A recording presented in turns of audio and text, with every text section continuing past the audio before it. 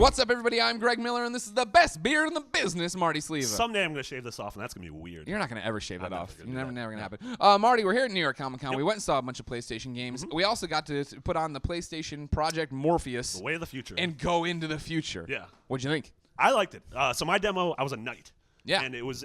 I had moves in both hands, and I was in this sort of like outside courtyard, and there was a dummy I was fighting. But the one-to-one movement of the two moves of like me seeing my hands and reaching over to grasp a sword, and being able to tilt it and swing it, and it went exactly where I wanted to.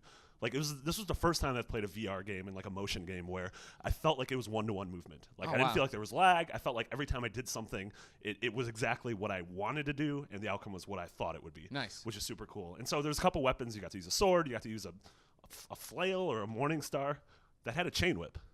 It's like a stick, a chain whip, and then a ball.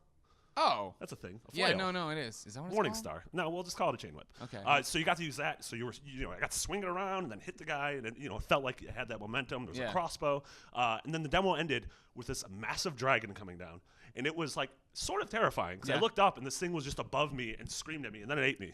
Oh wow. That's how the demo ended. What did it look like inside? I've never been inside of a dragon before. It was really dark. It was like Monstro. Okay. That's all well and good, but I played a game called Luge, or a demo called Luge. None of these are games where I was on a luge, and I was going down the street. It was exhilarating. The wind was in my hair. I couldn't believe it. We have footage.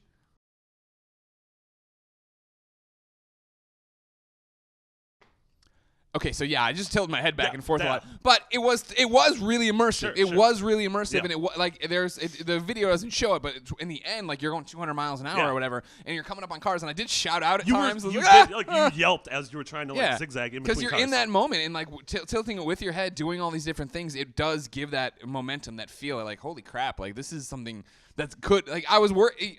I was one of those. I want to hit the car to see what happens, but I don't want to hit the car. I'm sort of terrified. I'm just doing those little things, trying to play with the movement. I had a lot of fun. It was. I like what I've seen from Project Morpheus. I'm not a huge believer in VR. It's not something I think I really need, that I need to get on top of. Yeah. But I'm excited to see where it all goes and what happens with it.